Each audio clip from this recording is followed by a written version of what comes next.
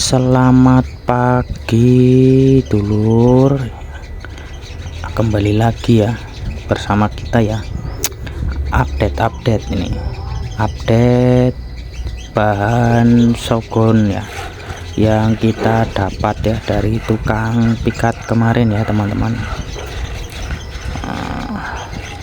Tiga terdepan ya, ada pion hitam, hijau dan hitam lagi ya. Nah, di sini tuh bahan-bahan kita jemur ya teman-teman ya, biar lebih cepat pengondisiannya.